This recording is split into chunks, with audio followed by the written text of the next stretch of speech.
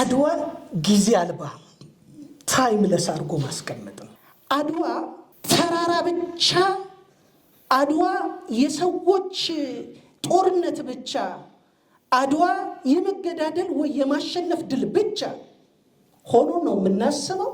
ነፃነት ግን የሚገኘው አፋዊ ብቻ አይደለም፣ ከገዛ ራስም ጭምር። የሄግል ቀኖናና የናፖሊዮን መድፍ ተመሳሳይ ናቸው። በአባቶቻችንና በእኛ መካከል በአካል ልጅነት በመንፈስ መራራቅ ያጋጠመን ነገር ያለ ይመስለኛል።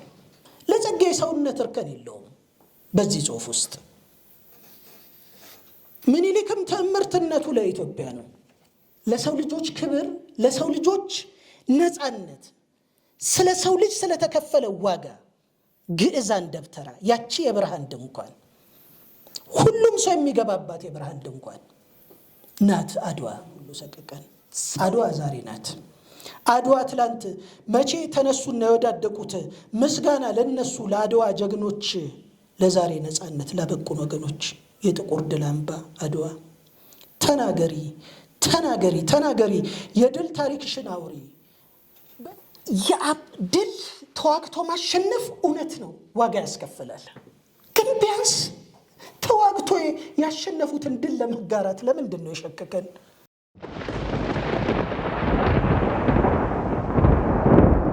አድዋ ድል መንፈስ ማዕከለ ሰብአዊነቱ ከስነ ጽሑፍ ሀቲት ከመላምት እንጀምርና ከዛን ወደ ሰፋ ጅረት እንሄዳለን።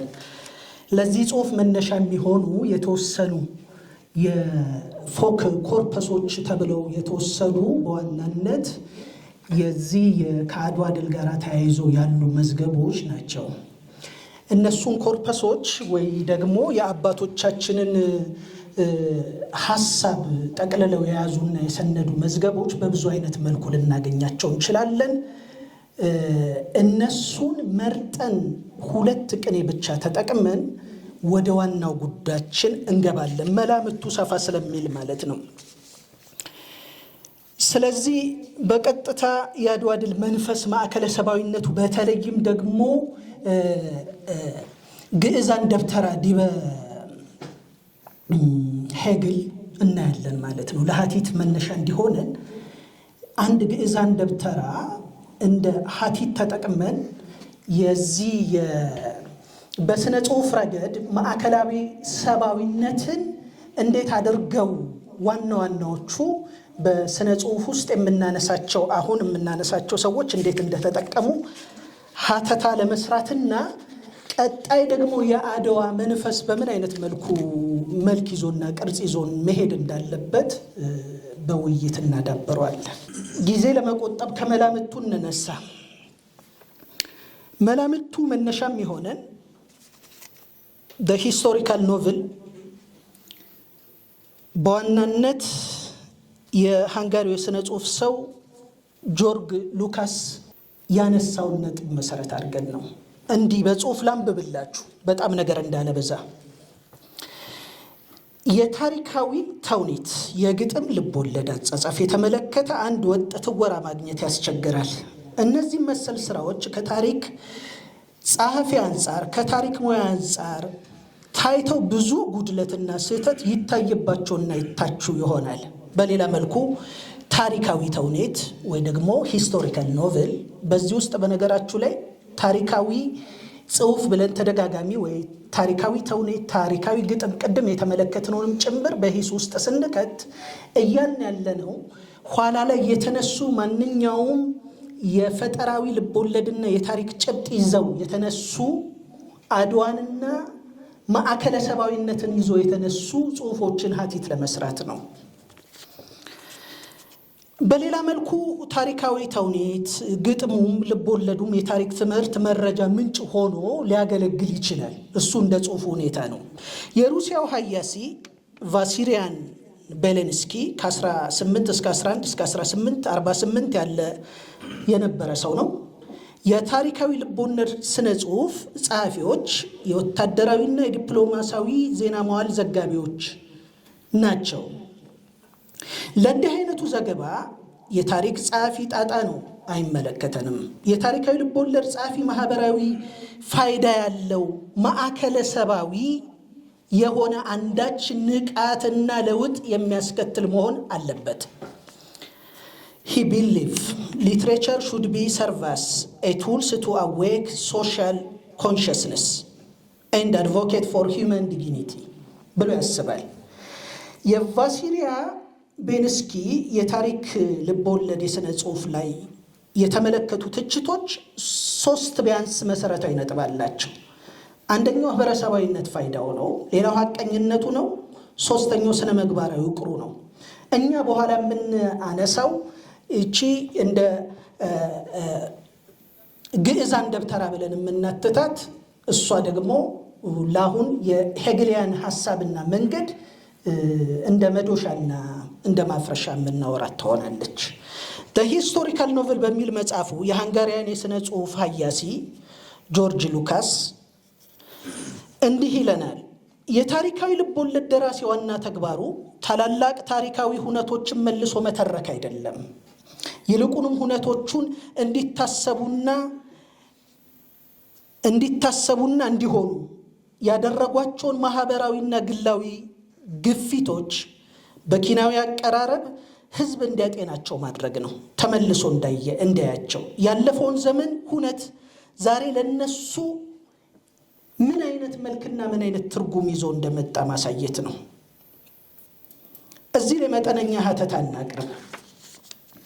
በታሪካዊ አጻጻፍ ትወራ ወይ ሂስቶሪካል ኖቨል ቴክኒክ ውስጥ አንዱ ትወራው መሰረታዊ ነገር ጸሐፊ ተውኔቱም ሆነ የግጥሙ ጸሐፊ ቀደም እንደቀረበው አይነት ግጥም ልቦለድም ሆነ ሌሎችም ጉዳዮች ጸሐፊው ሲነሳ የታሪክ ባለሙያውን ጣጣ ወይ ታሪኩን ትኩረት አድርጎ ዋናው ጉዳይ አድርጎ መተረክ አይደለም፣ አይመለከተውም ማለትም አይደለም። ከዚህ በመነሳት ይሄንን ነገር ያነሳንበት ዋናው መንገድ የታሪካዊ ልቦለድ ጽሑፍ ጸሐፊ ታሪካዊ መረጃዎችን በዝርዝር እንዲቀርብ አይጠነቀቅም ብያልኳችሁ ግን አይደለም። ይልቁኑ በታሪካዊ ሁኔታ ለተከሰቱ ጉዳዮች የት መጣ ጥያቄ አንስቶ ረቂቅና ስውር መነሾ አባባሽ ነገር ሐሳቦችን መርምሮ ነቅሶ ማውጣት ነው የዚህ ጽሑፍ ዓላማ።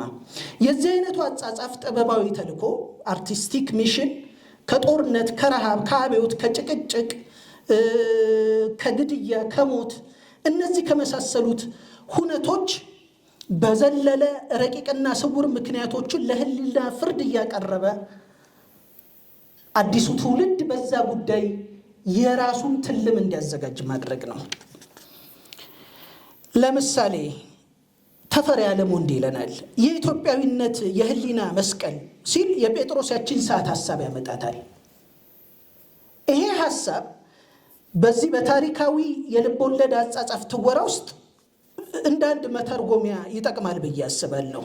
የሎሬት ጸጋዬ ገብረመድኅን ስራ በዚች በአቡነ ጴጥሮስ ቅስፈታዊ ሁኔታ የህሊና መስቀል አድርጎ ራሳችንን እንድንዳኝ እንድንመረምር ማድረግ ነው። በጽሁፍ ውስጥ ትልቁ ትኩረት ከታሪካዊ ተውኔቶች ላይ የተወሰደ ነው። ይሄንን የታሪካዊ ልቦለድ ጽሁፍ በታሪክ ጸሐፊውን ትኩረት ያልተሰጠው የሰው ልጅ ህይወትን ልቡና the human heart and life ገልጦ ያስነብበናል፣ ያሳየናል። ሂስቶሪካል ኖቨል ጆርጅ ሉካስ በዚህ ጉዳይ ላይ የሄግላውያኑን የማርክሲስቱን የሌሎቹንም ሰዎች ሐሳብ ይሰበስብና ሂስቶሪካል ኖቨል ውስጥ ምን አይነት መልእክት ቢተላለፍ የመጪው ትውልድ ሐሳብ መንፈስ ወደ ተሻለ ጽሬት ይደርሳል የሚለውን ጥያቄ ያነሳል። አንዱ ይሄ ነው አሁን በምናየው። ሌላው የኢትዮጵያዊው ቴዎድሮስ ገብሬ እንዲሁ ልክ እንደ ቫሲሊያን ቤንስኪ እና እንደ ጆርጅ ሉካስ ተመሳሳይ ሐሳብ ያነሳልናል። የታሪካዊ ልቦለድ ደራሲ ዋና ተግባሩ ታሪካዊ ሁነቶችን መልሶ እንደ ታሪኩ ጸሐፊ መተረክ አለመሆኑን የጸጋዬ ገብረመድኅን ታሪካዊ ተውኔቶች ላይ በሰጡት ሂሳዊ ማብራሪያ መመልከት እንችላለን። እሷን እናነሳና ወደ ጉዳያችን እንገባለን። ዋናው መሄጃችን ስለሆነ ነው መላምቱን ያነሳ ነው። እስቲ እንዲህ ይላል። ታሪካዊ ተውኔት ላይ የተወሰደውን ልንገራችሁ። እጁን ላለመስጠት የገዛ ሽጉጡን የጠጣው ቴዎድሮስ በእምነቱ ጸንቶ ከጲላጦስ ዋንጫ የተጎነጨው ጴጥሮስ ገሎ ለመሞት የቆረጠው ዘራይ ድረስ በሞትና በሕይወት ድንበር ላይ በቆሙበት ፈጣን ቅጽበት በልቦናቸው ውስጥ ምን ተመላልሶ ይሆን? ምን አስበው ይሆን? ይሄንን ቴዎድሮስ ገብሬ ይጠይቀናል። ይሄንን መመለስ መቻል ነው የሂስቶሪካል ኖቨል ጉዳይ። አድዋ ተራራ ብቻ፣ አድዋ የሰዎች ጦርነት ብቻ፣ አድዋ የመገዳደል ወይ የማሸነፍ ድል ብቻ ሆኖ ነው የምናስበው። ለምንድን ነው በዚህ አድዋን በሚያክል ሰብአዊት ማዕከል እንዴት ነው በዘረኝነት እና በጎጥ መንፈስ ውስጥ የወደቀ ነው? ሂስቶሪካል ኖቨሎቹ እነዚህ ምላሽ መስጠት መቻል አለባቸው። በኋላ በምንፈትሻቸው ስራዎች ውስጥ እነዚህን አይነት መንፈስ እየዳሰስን የመላምቱን ጸባይ በዛው እያዋዛን እንሄዳለን። ቴዎድሮስ ገብሬ የታሪካዊ ልቦለድ ስራ ኪናዊ ነፃነቱ ተጠቅሞ የገጸ ባህሪያቱን አእምሮ ቀርጾ እስከ ማሳየት የሚዘልቅ ኃይል አለው። ታዲያ እንዲህ ስንል ገጸ ባህሪያቱ የሌላቸውን ስብዕና ይታደላሉ ማለት አይደለም። ቴዎድሮስ የሌለው ጀግንነት ይሰጠዋል ማለት አይደለም። ፖርትሬት የተደረገበት በተለይ ካሳ ኤንድ ካሳ ላይ ተመልከቱ። ቴዎድሮስ በተለያዩ ጸሐፊዎች ፖርትሬት የተደረገበት ምን አይነት መልክ ነው? ሌሎቹ ነጥቡ ጀግኖቹ የተለየ ጀግንነት አይደለም የሚሰጣቸው፣ ግን በዛች በሰሩት ተጋድሎና የፍጻሜ ህይወት ውስጥ ለኛ ሊያስተላልፉልን የሚፈልጉትን ጉዳይ በዚህ በሂስቶሪካል ኖቨል ሀተታ ውስጥ መታየት መቻል አለበት።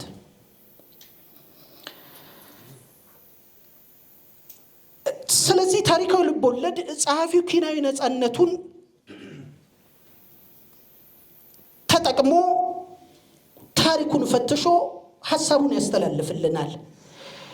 ታሪካዊ ስብዕና፣ ማህበራዊ ኃላፊነቱን፣ ተቋማዊ ማንነቱን ከግለሰባዊ ነፃነቱ ከኔነቱ ጋራ ከገጻዊ መንፈሱ ጋራ እና ይቺ ጥቅል ከሆነችው ደግሞ አፋዊ ከሆነችው ነፃነቱ ጋራ የሚያደርገውን ይሄ በሄግል ሐሳብ የግላዊ ገጻዊነት መንፈስና ጥቅል መንፈሱ ጋራ በሚደረገው ግጭት ነጸብራቅ የሚያሳየን ጉዳይ ይሆናል ማለት ነው።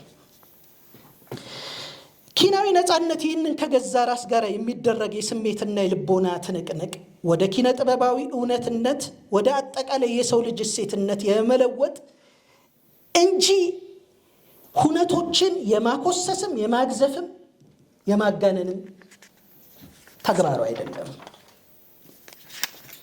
መላምቱ ይሄንን ይመስላል።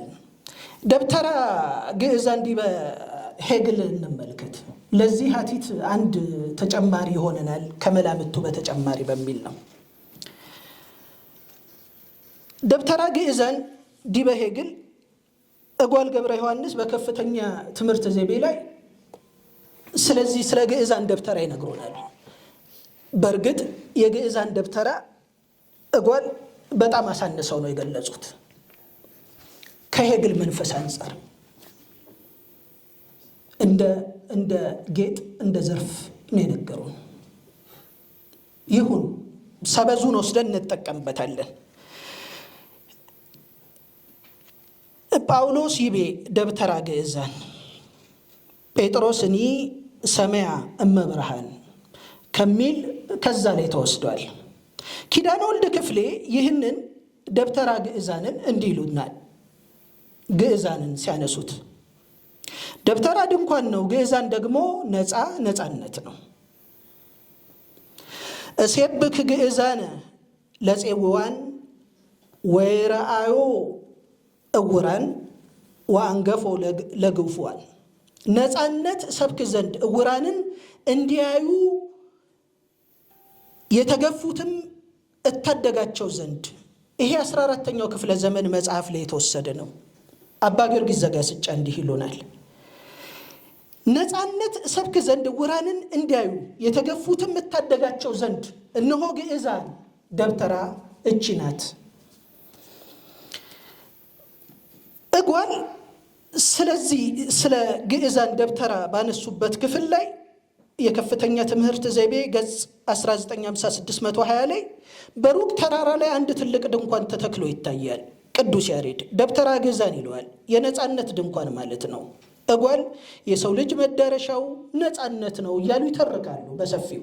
ከዛን የአዲስ ዓመት ዋዜማን ያበስሩናሉ። እንግዲህ ሁላችንም ተሰብስበን ይቺ ትርቷ ያማረና የተዋበች ወደ ሆነችው ግዕዛን ደብተራ እንግባ ይላሉ። ሰዎቹን ሁሉ ሰብስበው ንግግር ነው።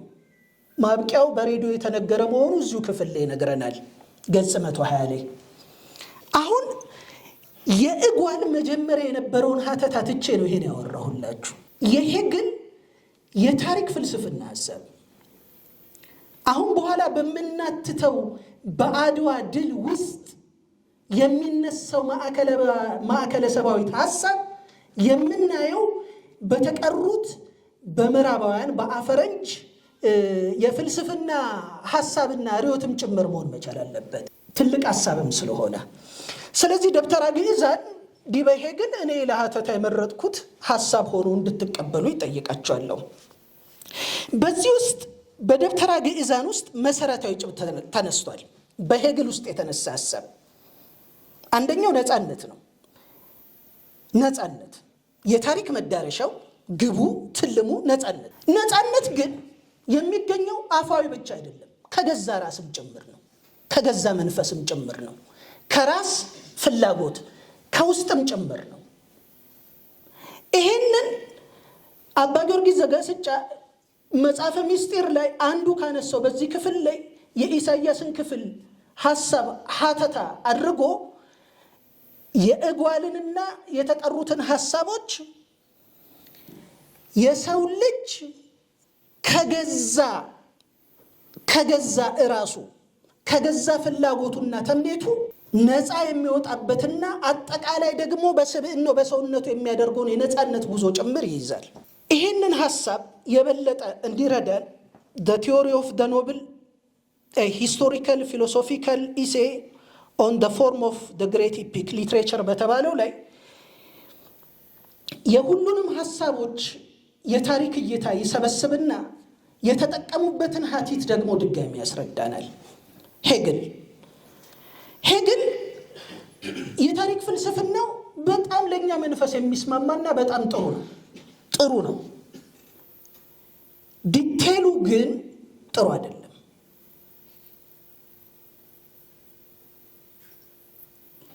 በሄግል የሰው ልጅ በታሪክ ውስጥ በሚያደርገው ጉዞ ውስጥ በራሱም ጭምር ስለ ሀገር ብቻ አይደለም፣ በእኔ ጭምር በእያንዳንዳችን በሁላችንም ውስጥ ጭምር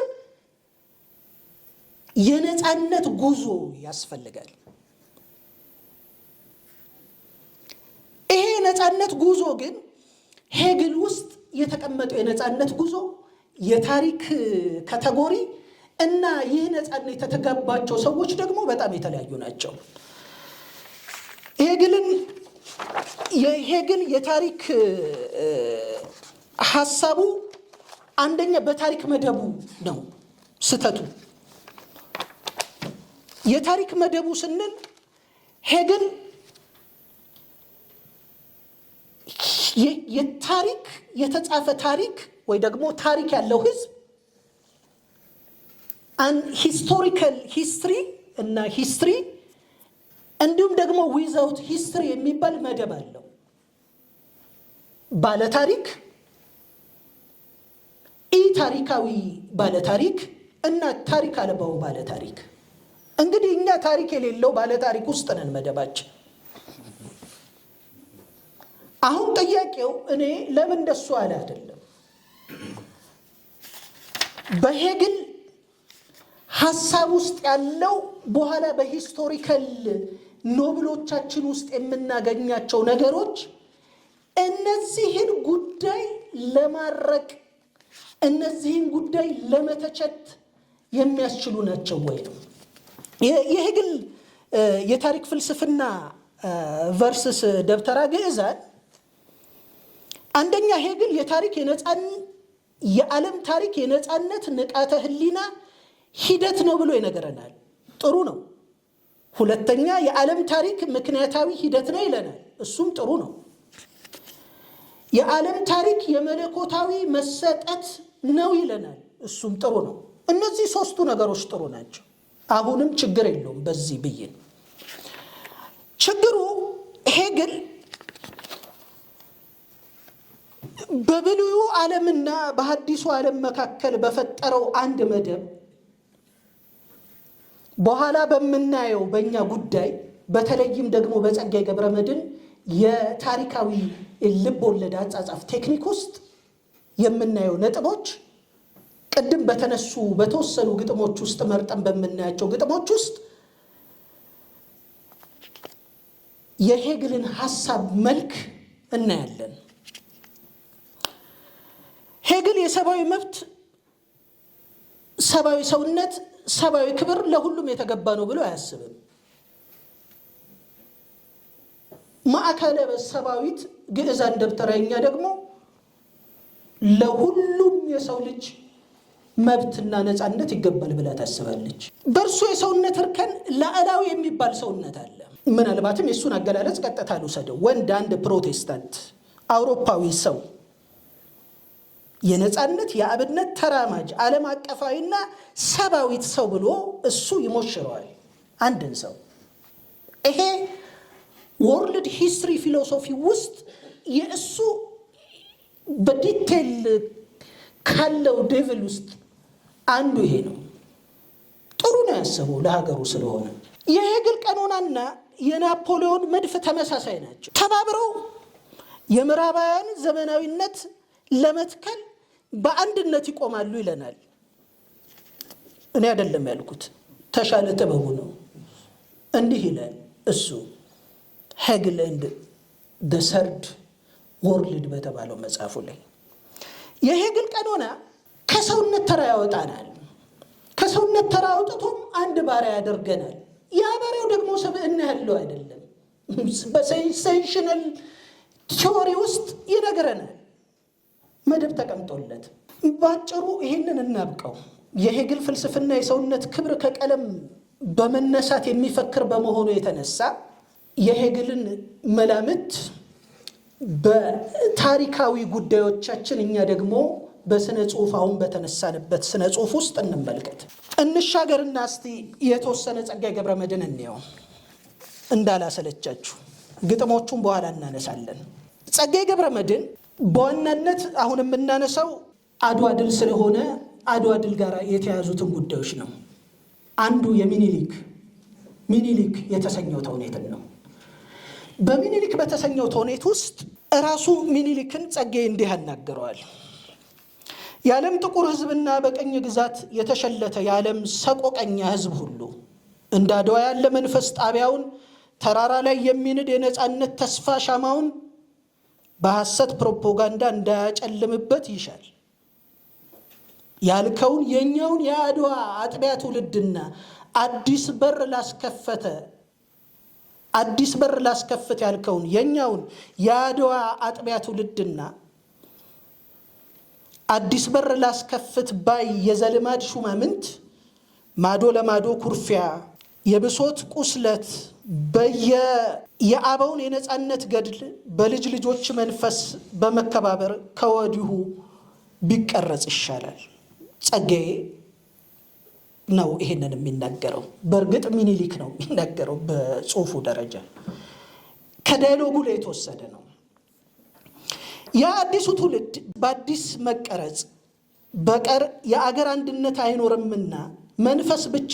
ጋዜጠኛው ቬንቶ ስመኝ የጥቁር ሕዝቦች ትንሣኤ ማህበር የክብር አባልነቱን እንደተቀበልኩ ለወገኖችህ እንዲህ ብለህ ንገራቸው ብለው ይነግሯል። በዚህ በታሪካዊ ልቦለድ 203 ጸጋዬ ገብረመድኅን በሚኒሊክ ተውኔት ውስጥ አንዱ ጸጋዬ እንደ ግንበኛ እንደ ገንቢ ሚኒሊክን ቀርጾ ይነግረናል በኖቭል ውስጥ። ሚኒሊክን በኖቭል ውስጥ እንደዚህ ብሎ የሚነግረን በጣም በብዙ ምክንያት ሚኒሊክ ለዚህ ጉዳይ የተገቡ ስለሆነ ነው።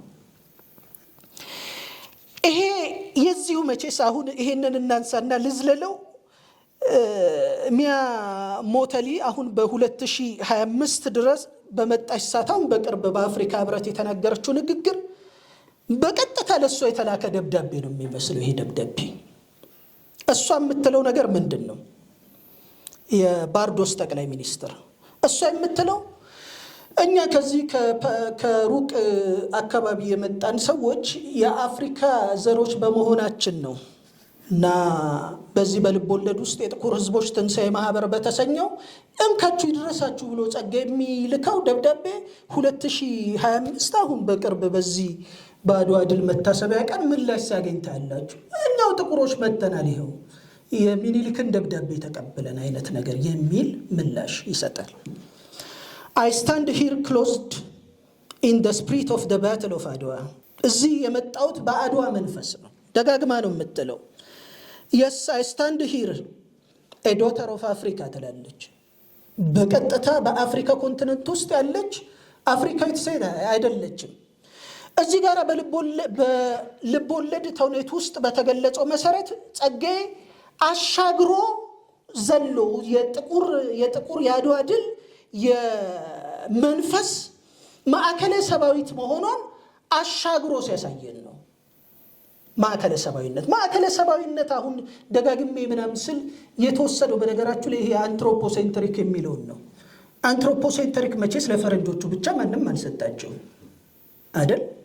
ማዕከለ ሰባዊነት በነገራችሁ ላይ ማለት መሰረታዊ ሐሳቡ ጽንሱ ቀድሞ የነበረውን የፍልስፍና መንፈስ ያ ማለት በሰማይ በላይ ካለው ምርምር ከጠፈርና ከምን ወርዶ ሰውን የተመለከተ ጉዳይ እኔ ማን ነኝ፣ እኔ ምንድን ነኝ፣ መዳረሻ ምንድን ነው ብሎ ወደ መጠየቅ ፍልስፍና አንገቱን ወደ ሰውነት ጎንበስ ባረገ ጊዜ ያለ ሐሳብ ማለት ነው።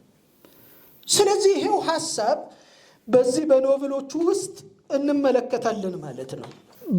በዚሁ የልብ ወለድ ተውኔት ውስጥ አንድ የአፍሪካ ፍልስፍና እዚህም ወንድማችን ስላለ ለሱም ጭምር ነው። የአፍሪካ ፍልስፍና ላይ የሚነሱ አሉታዊ ትችቶች እንበላቸው። አንደኛ አፍሪካ ፍልስፍና አለው ካለስ ወዴት ነው ያለው? ሀገሩ ወዴት ነው? በቀኖና መልክ ተሰናድቷል ወይ? ዝርው ነው ያለው? እነዚህን የመሳሰሉትን ጸጋዬ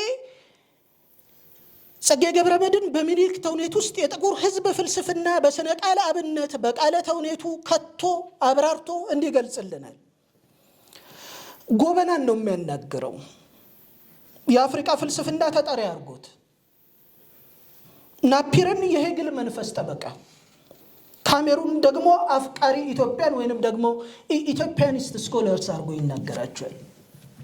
መሀል ሰፋሪዎች ሁሉንም አይደለም አድርጎ ይናገራቸዋል። እነዚህ ለአብነት እንደ ሞዴል እንድናወራባቸው ነው። ጎበና መንገዶን ጨርቅ አርግሎ ብለዋል ጌታዬ ጎበና። ናፒር መንገድ እንዴት ጨርቅ ይሆናል? ካሜሩን ቋንቋ ነው፣ ተረት። እኛ በእንግሊዘኛው አብስትራክሽን እንደምንለው አይነት እንደሱ ያለ ነው። መንገድ ጨርቅ ይሆናል ሳይሆን ሳቅ፣ ጉዞህን ያለስልስልህ፣ ያሳምርልህ ውስጠ ቃል ነው፣ አባባል ነው። ሸውየኛ አባባል ካሜሩን። ቀጣይ ጎበና ነው። የእናት ጡት ጌጥ ነው፣ ካልጓጎጡት መሬትም ጥጥ ነው፣ ካልረገጡት መሬቱን ይመታል። ጎበና። ካሜሩን በመኮሳተር፣ ናፒር በመኮሳተር። ወግና ቋንቋ ብቻ ምንድናችሁ እናንተ? ወግና አባባል ብቻ። ካሜሩን በመኮሳተር ወግ ብቻ በስልቻ ሳቅ። መቅደላ ወይኒ ከሚኒሊክ ጋር ታስረን እንዲህ አይነቱን ብዙ ወግ ነው ያስተማረን። ሳቁ ይቀጥላል። ካሜሩን ጎበና ይቀጥላል። የአፍሪካ ፍልስፍና ያማ ትምህርቱን ቀለቡት እንጂ በአፎ ከቶም አላጣመኑትም ማለት ነው በልቦ። ያልገባችሁን ጥበብ ማቅለል አይደለ አንዱም የአውሮፓ የግፍ ምሁራን በእኛ ስልጣኔ ላይ በደል። የተማሪ ባለጌ ሀሲሉት ራስጌ ፐይላል ግርጌ እንደሚሉት ነው። አዩት ወግን ለማወቅ እንጂ አይደለም ለመጠረቅ፣ ወግን ማወቅ እንጂ ነው ማጥበቅ ግን መጠረቁ ከቶም አለማወቁ ይላል። እቺ ትንሽ ቃል ትመስላለች፣ ግን ለትንታኔ በጣም ሰፊ ሐሳብ ነው ያዘው። በጣም ሰፊ ሐሳብ ነው ያዘው። በሚኒሊክ ተውኔት ውስጥ በኖቨል ቲዮሪ ውስጥ የሚታየውን ጉዳይ ይዞ ነው የመጣው።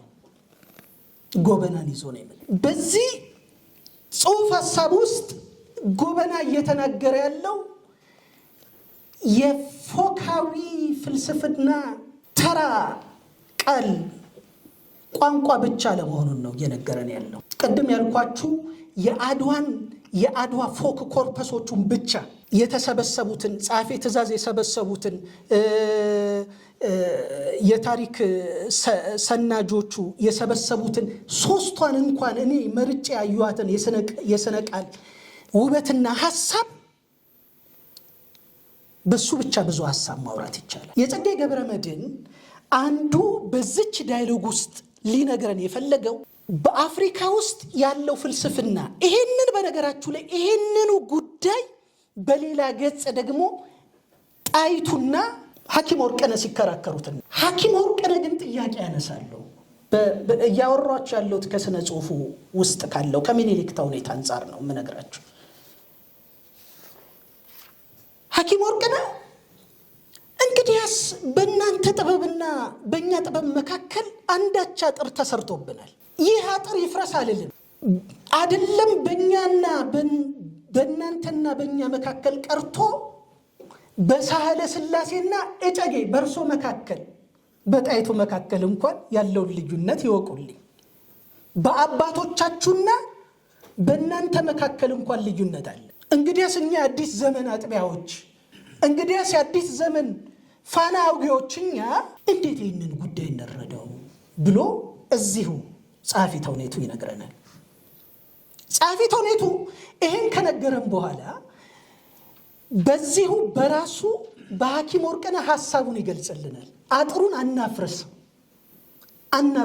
አጥሩ ይኖር ችግር የለው፣ ግን ተባብረን አንድ ድልድይ እንስራ፣ የአበው ውርስና ቅርስ የምንቀበልበት አንድ ድልድይ እንስራ ብሎ ይናገረናል።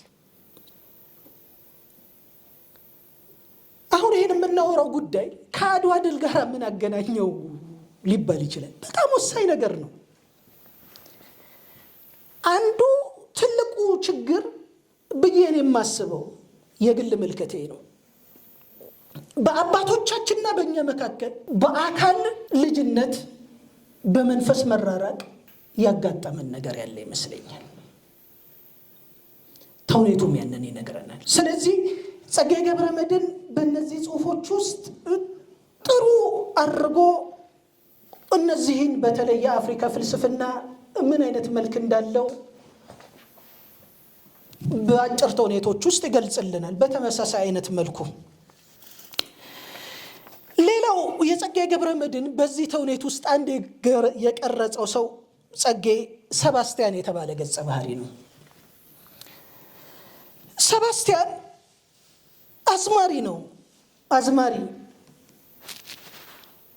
ለዛውም ስደተኛ አዝማሪ፣ ለዛውም በአውሮፓ ምድር ያለ አዝማሪ እንዲህ ይላል። በራሱ አፍ ላውራችሁ።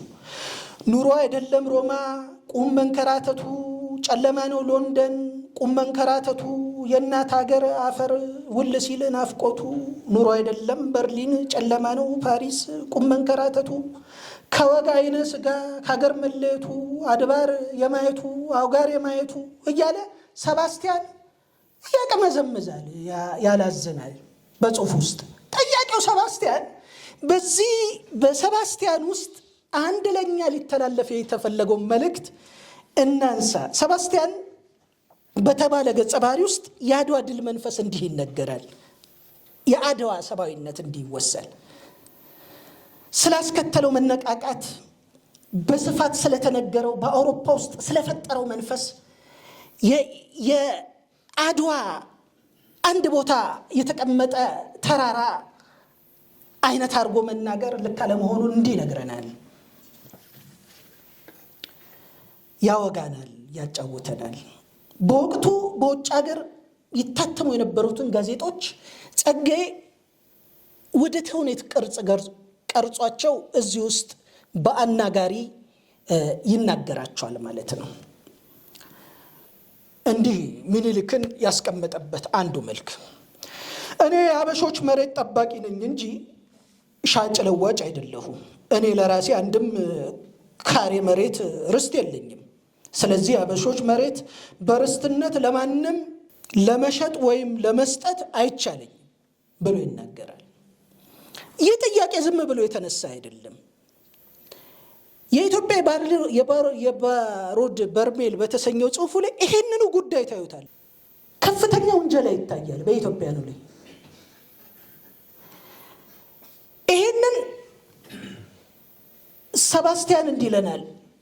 አንተና የሀበሻ ሕዝብህ ንጉሠ ነገሥት ምኒልክ በእብሪተኛነት፣ በቁነን መንፈስ፣ ግትርነት፣ ባልበገር ባይነት፣ ሞገደኛነት፣ በልበ ምሉ ቀኖነኛነት ከኛ አውሮፓዊው ሕዝብ የምትብሱበት እንጂ የምታንሱበት አንዳች ነገር አለመኖሩን ስለምን ይመስልሃል ብሎ ጋዜጠኛው ይጠይቃል። ዘጋቢው ሰባስቲያን የተባለው ኢትዮጵያዊ ነው። ሮማን ፕሮቺስካ ደባሩድ በርሜል ባራራል እዚህ ላይ ይሄንኑ ጥያቄ አምጥቶ የዚህ አይነት ጥያቄ እንትን ይላል። ኢትዮጵያውያን እጅግ በጣም ቁንድኖች፣ ትዕቢተኞች፣ ለነጭ ሕዝብ ጥላቻ ያላቸው ዘረኞች አርጎ ይናገራል። እዚህ ጋር ጸጋዬ ገብረመድኅን ኖ እኛ ስለ ዘር አይደለም የምናስበው፣ እኛ ዘራችን ሰውነት ነው፣ እኛ ሀሳባችን ማዕከላዊ ሰብአዊነት ነው ብሎ ጸጋዬ በምኒልክ ያናግረዋል። እንዲህ እያለ ስለ እናንተ አላውቅም፣ ገጸ ባህሪው ስለ እናንተ አላውቅም፣ እኔ ምኒልክ ግን ቀኖነኛ አይደለሁም። ቀኖነኛ አይደለሁም ማለት እንደናንተ ቀመረኛ አይደለሁም። ምን ነው ያብዬን ወደምዬ፣ እኔ ምኒልክ እጀ ሰራተኛ ነኝ፣ እጀ ልበ ቀኖነኛ አይደለሁም። እጆቼ ይመስክሩ፣ ይኸው እንካችሁ የሰራተኞ እጆቼ እዩት ብሎ ጸጋዬ እጁን በትትና ይሰጣችሁ።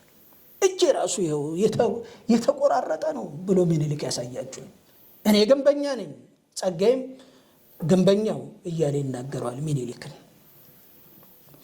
የሀበሻ ሕዝብስ አልበገር ባይ ሞገደኛ ነው፣ በአጥንቱ የሰረጸ የአባቶቹ ውርስ የባህል ብልጫው እንጂ አንገቱን ቀና አድርጎ የሚያራምደው ዘላለማዊ የመንፈስ ብቃቱ ባህላዊ ግብሩ እንጂ የሚያራምደው የእናንተ ቢጤ የርጋፊ ጋጠወጥ እብሪተኝነት ፈጽሞ የለብንም ብሎ ምኒልክ ይከራከራል። ይሄ ዘመኑ ትችት ነው። ጸጋዬም አምጥቶታል። በተለያየ ስነ ጽሑፍ ውስጥ ዘኢትዮጵያንስ፣ ሌሎችም ጉዳይ የጣሊያኖቹ ጽሑፎችም ሌሎችም ጉዳይ ላይ በኢትዮጵያ ስቴዲ ውስጥ ከሚጠኑት ውስጥ አንደኛው ከኢትዮጵያ ውጪ ምኒልክ ድል በነሳ ማግስት የተጻፉ ልዩ ልዩ ጽሑፎች ናቸው። እዛ ላይ የተነሳ ሀሳብ ነው በልብ ወለድ ውስጥ ጸጋዬ የሚናገረው። ለጸጋዬ ሰውነት እርከን የለውም በዚህ ጽሑፍ ውስጥ። ምኒልክም ትምህርትነቱ ለኢትዮጵያ ነው። ማዕከለ ሰብአዊነት፣ ለሰው ልጆች ክብር፣ ለሰው ልጆች ነፃነት፣ ስለ ሰው ልጅ ስለተከፈለ ዋጋ ግዕዛን ደብተራ፣ ያቺ የብርሃን ድንኳን፣ ሁሉም ሰው የሚገባባት የብርሃን ድንኳን ናት አድዋ። ሰው የተባለ በጠቅላላ የሚገባባት ናት። ግዕዛን ደብተራ አድዋ ናት። በሎሬት ጸጋዬ ገብረመድኅን ምኒልክ በተሰኘው ተውኔት ውስጥ ሰባስቲያን የተባለው ገጸ ባህሪ ብዙ ይነግረናል። አባ ጤናው ዳኘ አውሮጳ ተዳኘ፣ የኢትዮጵያ ነፃነት በድል ቃና ተናኘ። የዓለም ጥቁር ሕዝብ ከበሬታ አገኘ። አድዋ አርማ ይዞ ልቡ ፍትህ ቃኘ። ከካርታ ምድር ገጽ ተፍቆ የነበር የኢትዮጵያችን ስዕል ዳግም እንደነበር የአውሮፓ ኃይል ሁሉ ራሱን አስገድዶ ቀረጸው መልሶ በታሪክ ተገዶ። የኢትዮጵያ ሰራዊት የአድዋ ሜዳ ጎራ እሰይ የምስራች ሮማ ስምክን ፈራ። ዓለም ስምክን ጠራ ሚኒሊክ ተራራ ሰንደቅ ዓለማችን በምድር ዓለም ደራ። እንኳንስ ኢትዮጵያ የአፍሪካ አህጉር ኩራት እሰይ አባዳኘው ሚኒሊክ ተራራ ተውኔት። እንዲህ ያለ ሙዚቀኛው ሰባስቲያን ብዙ ይናገራል። በነገራችሁ ላይ ይሄ ገጸ ባህሪ ትንሽ ለየት ያለ ነው። ከዚህ ሀገር ሄደ፣ መቼስ ችግር ነውና እዛ ሆነ። እዛ ሳለ ሰባስቲያን የኢትዮጵያ ድል መንፈስ ተሰማ። አሸነፈች ኢትዮጵያ። ስታሸንፍ በቀጥታ ሮም ውስጥ ባንድ ነው የሚያቋቁመው። እዚሁ ላይ ባለው ገጸ ባህሪ ባንድ ሙዚቃ አሚናዎች ምናምን ሰብስቦ ያስጨፍራቸዋል ምናምን። ባንዱ ደግሞ የሚያወራው የነፃነትን ድል ነው የሚያወራው፣ ለጥቁር ሕዝብ ነው። ልሳን ፋና ዋጊ ሆኖ ይሄ ገጸ ባህሪ እና ስለ እኩልነት፣ ስለ ሰብአዊነት፣ ስለ ሰውነት ቅድም ባነሳ ነው በመላምቱ ውስጥ ስንመለከተው ጸጋዬ ተራ ከሚባሉ ከምናምንቲ ነገሮች አንዳች ግዙፍ ነገር እየፈጠረ ያሳየናል። ይሄ የዘመኑን መንፈስም ጭምር ነው የሚያሳየው። ጽሑፋዊ ትችቱን እዚህ ላይ ማቅረብ ብዙም አስፈላጊ አይደለም፣ ምክንያቱም አድዋ ስለሆነ። ሌላው በሌሎቹ ጸሐፊዎች እያየን በኋላ ላይ ጸጋዬ ላይ እንመለሳለን እንዳናሰለች። ለምሳሌ እጅጋየሁ ሽባባው ጂጂ አድዋ የተመረጡት ውስጥ አንዷ ስለሆነች ነው። የሰው ልጅ ክቡር፣ ሰው መሆን ክቡር፣ ሰው ሞቷል ሰው ሊያድን ሰው ሊያከብር፣ በደግነት በፍቅር በክብር ተጠርቶ በክብር ይኖራል ሰው ሊኖር ሰው ሞቶ። የተሰጠን ሕይወት ዛሬ በነፃነት ሰው ተከፍሎበታል ከደምና ካጥንት። ስንት ወገን ወደቀ በነፃነት ምድር። ትናገር አድዋ ትናገር ትመስክር፣ ትናገር አድዋ ትናገር አገሬ። እንዴት እንደቆምኩኝ ከፊታችሁ ዛሬ በኩራት በክብር በደስታ በፍቅር በድል እኖራለሁ ይኸው በቀን በቀን ደግሞ መከራውን ያን ሁሉ ሰቅቀን። አድዋ ዛሬ ናት። አድዋ ትላንት መቼ ተነሱና የወዳደቁት? ምስጋና ለነሱ ለአድዋ ጀግኖች፣ ለዛሬ ነፃነት ላበቁን ወገኖች። የጥቁር ድል አምባ አድዋ ተናገሪ ተናገሪ ተናገሪ የድል ታሪክሽን አውሪ። በዚህ ውስጥ ዮም ሀቲት አለ። ዮም የምትል የመጣች ሁለት ቦታ ነው ለዚህ ለእናንተ ጉዳይ። አንደኛው ሁለተኛው በዚህ ውስጥ ነው። አድዋ ከግጥም አንጻር ከተመለከት ነው በቤተ ክርስቲያናችን በኢትዮጵያ ቤተ ክርስቲያን ውስጥ ዮም የሚለውን ቃል በተለይም ቅድም የጠቀስነው ሊቀ ቤተ ክርስቲያን አባ ጊዮርጊስ ዘጋስጫ ዮምን የተጠቀመበት ወይ ለትርጉም የተጠቀመበትን እዚህ እናመጣለን። አድዋ ዛሬ ናት የምትለው ተርም ዮም ነው። የሆነ ቦታ ሆኗል፣ ድርጊቱ ተከናውኗል፣ ተፈጽሟል። ግን ዛሬነት አለው። ምክንያቱም አድዋ ደብተራ ገዛን ስለሆነች ማለት ነው። የነፃነት የሚከተትባት መክተቻ ስለሆነች ማለት ነው። በሁለቱ ጸሐፊዎች ከግጥም አንጻር ነው ከሙዚቃ አንጻር አይደለም ያየሁት። በሁለቱ ጸሐፊዎች ግጥሞች ውስጥ የሚታየው አንዱ አድዋን ጊዜ አልባ ታይምለስ አድርጎ ማስቀመጥ ነው። ሌላው አድዋን ራሱ ቦታ የሆነ ቦታ አንድ ሰሜን ቦታ ወስዶ አድዋ አርጎ አይነት አሰብ ባይዘው ጦርነቱ የትም ቦታ ቢሆን ጦርነቱ የድል ጦርነት ነው። ቦታው ብቻ አይደለም። የወደቁት ሰዎች ናቸው። የወደቁት ሰዎች ለሰው ልጆች ነፃነት የወደቁት ሰዎች ናቸው። በዚህ በሂስቶሪካል ኖቨል ውስጥ የሚታየው ጦርነቱ አይደለም ማለት ጦርነቱ አንድ ጉዳይ ነው።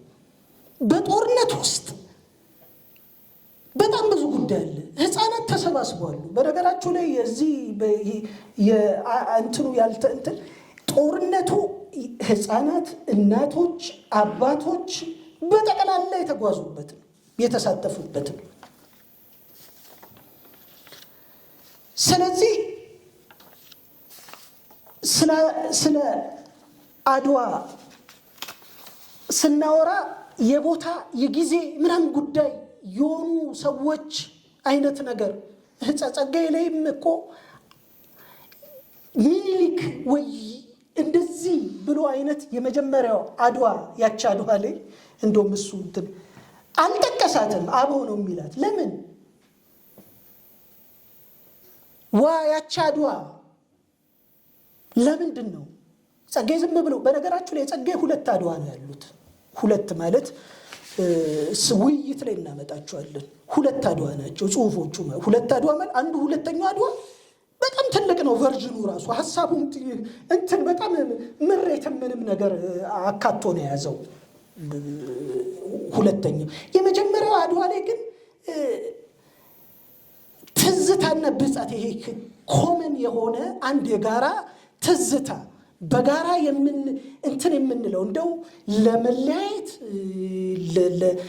እንትን ለማለት ጎጥ ክልል ለመስራት በምናደርገው ጉዞ ውስጥ ያንን ድንበሩን ምኑን የሚያፈርስ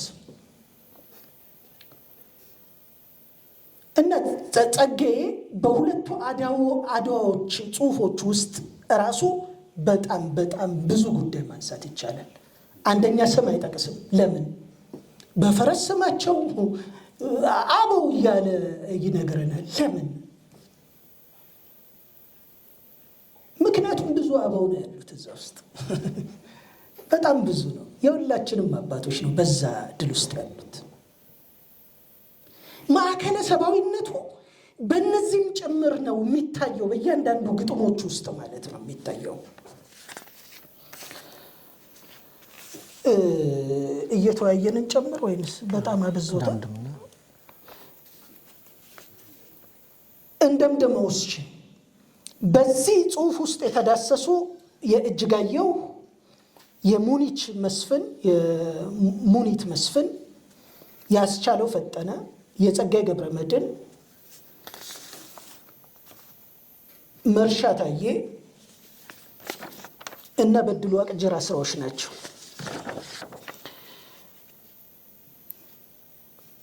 ሁሉም ማዕከለ ሰብአዊነት ነጥቦች አንስቷሉ። ለመዝጊያ ያህል በድሉ ዋቅጅራ ያውም አድዋን ከሀገር ከሰንደቅ ከነፃነት በላይ የሰው መሆንን ማህተብ የሳቬጅ ተረት ስራይ የአፍሪካ የነፃነት አዋይ እያለ ይነግረናል። አድዋ የአንድ ቀን ውሎ አድዋ ተራራ መስሎታል፣ መንፈስ እኮ ነው አድዋ እያለ ይነግረናል። ድል ተዋግቶ ማሸነፍ እውነት ነው፣ ዋጋ ያስከፍላል። ግን ቢያንስ ተዋግቶ ያሸነፉትን ድል ለመጋራት ለምንድን ነው የሸከከን ነው የሚለው? ለምንድን ነው?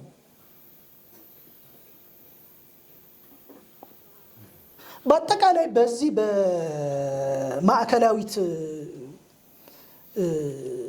አድዋ የማዕከለ ሰብአዊነት ነገር ሀሳብ መጓዣ ጥሩ ፍና ነው ብዬ አስባለሁ። በሀሳብ እየተወያየን እዚህ ላይ የሰነድኳቸውንም ትንላለን። ሙኒችም በጣም አርጋ ነው ኢን 1884 ሳምዌር ኢን በርሊን ሶኮልድ ሲቪላይዝድ ሜን ምን እያለች ያነሳቸው። እኔ ወደ አማርኛ መልሼዋለሁ። እንዲህ ትላለች። በ1877 በርሊን በተባለ አንድ ቦታ ስልጡን ተብዮች ተሰባሰቡና ለነውር ተቃጥረው በአንድነት ቆሙና በመሪዎቻቸው ክንድ ጽናት ተመክተው በጦር እብሪት አፍሪካችንን ለጥቁር ሊነጥቁን እናታችንን እንደሌለን ቆጥረው ከምድራችን እያለች በጣም ባዶ ስፔስ እሷ እንደምትለው as if we did not exist ትለናል። ይህ ሰው አልባ የሌለበት ምድር አርገውን አይነት ነገር እንደው ምንም የሌለ። ከዛ በኋላ አድዋ ሲጣራ ክሌም ስታረግ ደግሞ እናያለን። ትዝ ይላችኋል አድዋ፣ ትዝ ይላችኋል ያ ቀን። do you remember አድዋ do you remember that day እያለች ደግሞ ታንጎራጎራለች። እዚህ ውስጥ መሰረታዊ ነጥቦች ሰው፣ ነፃነት ናቸው የተካተቱት። ይሄ ደግሞ ማዕከላዊት ሰብአዊነት ነፃነት ደግሞ የሚገኘው ሰው በገዛ ትግሉ ነው የሚያገኘው። ይሄንን በገዛ ትግል ደግሞ ኢትዮጵያኖች በድል በአጥንት በደማቸው ደግሞ አግኝተውታል። ይሄ መንፈስ ደግሞ የሐሳብ ሁሉ መክተቻ ሆኖ የፓን አፍሪካኒዝም፣ የአፍሪካ ሂስትሪ፣ አፍሪካ ፊሎሶፊ አንድ መክተቻ ቁና ሆኖ ደግሞ ሲያገለግል እናያለን። ቀላል ነገር አይደለም። በነገራችሁ ላይ በኋላ ላይ የተነሱት ፈላስፎች ከሂስትሪ አስፔክት ስንመለከተው በጣም ትላልቅ ምሁራኖች ሳይቀሩ አፍሪካን ኤዥያን ሂስትሪ ላይ ከፍተኛ የሆነ ጉዳይ ሐሳብ ያነሱ ሰዎች የዚህ መንፈስ ልጆች ናቸው ማለት ይቻላል። አመሰግናለሁ። በኋላ በእንትን እናዳብራለን።